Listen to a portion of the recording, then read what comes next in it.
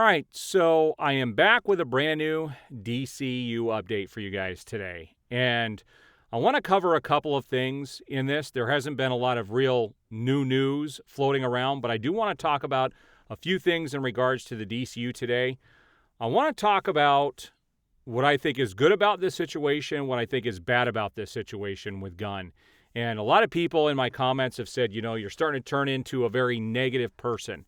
And, all you're doing is bashing what's going on. And, I don't see a whole lot of positive out of this situation. But I do want to talk about what I think is a positive thing coming out of this and what I think is, where we're headed specifically. And I also want to address more rumors in regards to Pattinson's Batman being folded into the DCU.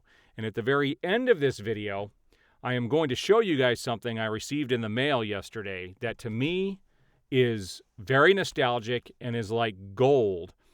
And it has to do with my very first kind of experience with DC Comics way back in the 80s. And I'm going to show you what I actually got in the mail yesterday. And it's to me, it's freaking cool. But I'll talk about that at the end of the video. So stick around so I can show that to you. And I'm going to talk about my earliest experiences with DC Comics and superheroes in general. So here's what I think is good about this whole situation, what I like about what Warner Brothers Discovery has done. I love the fact that they have a dedicated studio to deal with DC Comics and the films. I love the fact that there is now a dedicated studio. I wish this would have happened years ago. Warner Brothers has never respected DC properties. And to actually have a studio at this stage, I think this is by far the most positive thing that has been done since David Zaslav took over Warner Brothers Discovery and decided to create a division specifically for DC Studios, which means somebody will always be in charge of DC Studios going forward, which is freaking awesome. I love that. I love the fact that they actually have a couple of individuals in charge. Before, it was people would come and go. It was one person. It wasn't more than one. And, there were obviously people below those top people that would have input, but it was usually run by one person, like Hamada. And I'm glad now that they have a little bit of a committee. That's about as far as the positive vibes go. Outside of that, to give James Gunn the keys to the kingdom, to me, is crazy. Because his first big move when he took over was to fire Henry Cavill.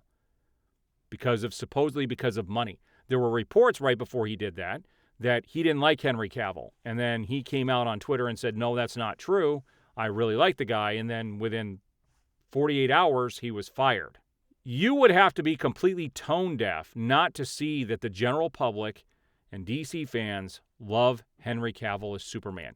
That is like trading the best person on a sports team just to get some money out of it in hopes that the future will get better. They're rebuilding. You hear this in sports all the time. I'm a big sports fan, and I follow Arizona sports. The freaking Diamondbacks have been in rebuilding mode for like a decade. And they've traded away all of their best players. All of their big-name players are gone. I don't even know who the team is anymore. Like, it's completely changed out. And that's in an effort to save money, to get better in the future. That's kind of what this move feels like with James Gunn. I feel like we're going to go through a period of time where we're going to get nothing but just complete and utter garbage. We have Pattinson's Batman universe off to the side. We have the Joker. But outside of that, there isn't a whole lot of positive to see or expect from DC Studios at this point. People have argued with me on YouTube that he's a great director. Look at Guardians of the Galaxy. Look at Brightburn and some other stuff that he's done. Slither. And I've seen those movies. The only one I haven't seen is, I think, a movie called Super. But I've seen a lot of his other stuff. I have not seen him do anything on an epic level, visually, storytelling-wise, that we got from Zack Snyder. Now, when I talk about Zack Snyder, I want you to take away the story aspect. A lot of people didn't like the story, and that's fine. Everyone's going to have opinion about stories. But if you look at the visuals, you look at that Batman warehouse scene, that is the best Batman scene that has ever been filmed. How can you not move forward with something like that? Instead, we're probably going to get something on the level of the CW shows. I do not see James Gunn being able to produce anything that is going to be on the scale and the look of what has come before. And I kind of compare this to Game of Thrones.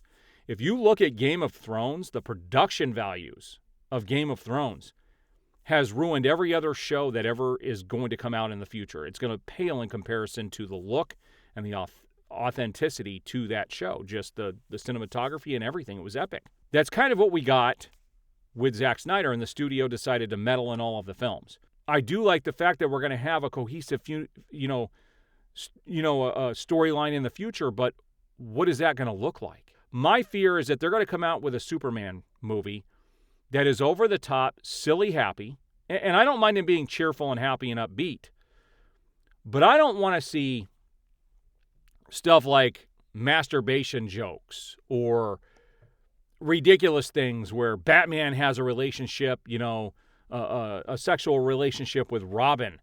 Those are the things that I'm afraid of that James Gunn is going to do. And if you look at what he did at the end of Peacemaker and bringing in the Justice League, disrespectful. You have Arthur Curry and you have the Flash, Barry Allen, cussing at each other and saying stupid things. They don't do this in the comic books. That's not, they say they're there to be representatives of these characters, that they love these characters. James Gunn said this himself. He loves these characters. He understands how important they are. No, he didn't show that in Peacemaker. And in fact, the Peacemaker himself is not represented from the comic books very well. They went over the top goofy with it, and the comics apparently were not like that. Now, I've not personally read any of those comics, but that's what he has. I don't see anything. I haven't seen any proof that he's going to be able to take over. The goofiness of Guardians of the Galaxy does not equate to DC Comics. It does not equate to any of the characters that are out there. It doesn't equate to the continuity of everything. So my fear is that the whole atmosphere and everything is going to be ruined. Now, granted, we haven't seen anything yet. We are supposed to get the plan sometime next week, possibly. This week or possibly next week, something big is going to drop. And in fact, yesterday on social media, James Gunn was very clearly reading All-Star Superman. He posted about it and then retweeted his post with another comment. You could see that on his Twitter account. So no, I don't have a lot of hope for the future. I am going to stick around for the ride. I'm going to go see the movies. I'm going to review them. Does that mean I'm going to be happy about it? No. Now, let's talk about the rumor with Robert Pattinson's Batman. There were rumors yesterday and in some groups, and I actually watched a couple of YouTube videos where they were pretty sure and pretty convinced that Robert Pattinson is going to fold into the DCU after the Batman 2 gets released. That for the time being, they're going to build that world with some TV shows like the Arkham Asylum TV show, the Penguin TV show, and then also the Batman 2. And then after that, they're gonna fold it into the DCU, which I think is a terrible, absolutely terrible idea. There is nothing about the Batman world that is going to allow a supernatural aspect to be shown in it. It was very grounded in reality, not as much as Nolan's movies were, but at the same time, I don't see a Superman existing in that Batman universe. I don't see supernatural stuff happening in that universe. I just don't see it. And there has to be some massive character growth for the character of Batman in the Batman 2, because in the first movie, that was not a seasoned Batman. He did things that were completely out of character. He didn't move like Batman did. He didn't act like Batman does. He doesn't look like Batman does. So there are a lot of things that they didn't do. Like, there has to be massive growth in the next film, or you're going to lose the audience. And I don't think it's a good idea to force that character into the universe. I just think it's a terrible idea. I don't think it's going to work well at all. That would be like saying they're going to take the Joker with Joaquin Phoenix and roll that into the universe as well. Terrible. Terrible. But they do want to keep everything cohesive. Now, we don't know what the plan is, so we're going to have to wait until the plan comes out, and I will be discussing the plan in detail when it does get released and what it could possibly mean. So if you stick to my channel, I will be giving out that information as it gets released. All right, so the last thing I'm going to talk about today is my earliest experiences with DC and what I remember as a child.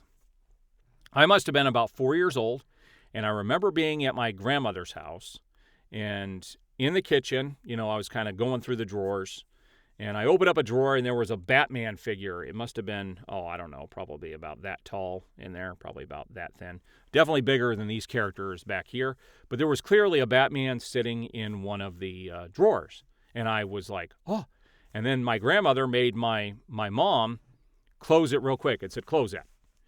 And I'm like, I saw a Batman in there. She goes, no, you didn't see a Batman in there. And I'm like, yes, I did. I clearly did. As kids are, they continually push a subject. I remember pushing it to the point where she just gave it to me and said it was supposed to be a Christmas gift, that she was holding on to it until Christmas, but she actually ended up giving it to me there. So that was kind of my first experience, and I obviously don't have that Batman. I don't remember exactly what it looked like. That was many, many, many, many years ago. That was like 42 years ago, something like that. But my next experience was this with Batman and the DC universe was in 1983. I remember for Easter, I got an Easter basket, and inside this Easter basket, there were a couple of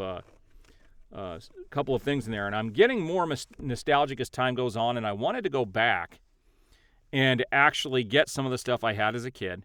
And I remember in this basket, there were 2 comic books.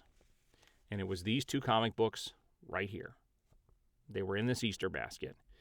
So this is World's Finest, Superman Batman, issues number 288 and 289. And I clearly remember both of these. These were my first 2 comic books. Now, growing up, obviously I didn't have them anymore, but I've been actually looking at some sales on eBay, and I was able to pick up like these. There's like 10 comic books here or something like that, and I was able to get them all for about $8, and it was only like $6 to ship it. So each of these, I actually had these as a kid, and I remember my mom had a friend who wanted to borrow them because he knew how much I loved Superman and Batman, and he was going to create a Superman drawing for me, and he had borrowed these, and I never got them back. And we had asked for them back several times, and I never got them back. But I remember going through these. I actually started looking for, I remember what the covers looked like, and I remember what these were, and I looked on eBay, and there were some sellers selling a couple of bundles, and I have another bundle of World's Finest comics coming next week, another like 15 comics. I'm going to start collecting a lot of the stuff from the 80s and the 70s. I also have one issue of World's Finest coming from 1978, April of 1978, and I'll get that next week as well, and I'll show you guys that when it shows up too. But I'm gonna box these up, and because I think I have some of these digitally, but I wanted to, I bought them off of the Comixology store, but I wanted to have physical copies of these. Very, very, very nostalgic stuff. So those were my first experiences with that, and I loved Superman as a kid. My favorite early experience with DC Comics was with my dad. I remember when Superman 2 got released. It was the first time I remember going to the theater. I was there with my dad. I remember what the theater looked like, the smell of the popcorn. That smell of popcorn is amazing. I walked in, and there was a huge standee of Christopher Reeve as Superman right up against the concession stand. And so those were my 3 earliest memories. And ever since that Superman 2 came out, I was infatuated with Superman as a child. And that was before, actually, these comics got released. And I just loved everything Superman. And there's actually some Superman toys from the 80s that I'm going to see if I can get my hands on. My favorite character is Batman now, but anything with Batman Superman is amazing. And they just have this new current run of World's Finest with Batman and Superman, which I didn't even know was out up until issue 10 got released. And I actually went out and bought all of the issues yesterday, and I started reading those, and it's pretty interesting. It's a pretty cool story. So it's really nice to see. I love seeing Batman and Superman together, and I do hope in the future we will get a Batman-Superman team-up film. That would be a dream come true. But I don't want it with Pattinson's Batman, and I don't want it with some goofy Superman. I want him to. I really want these characters to be taken seriously. All right, so I got a little nostalgic in this video. You guys get a little bit of my history as a kid. I do appreciate anybody who has subscribed, and if you haven't already, subscribe, hit that notification bell, and I will see you on the next video.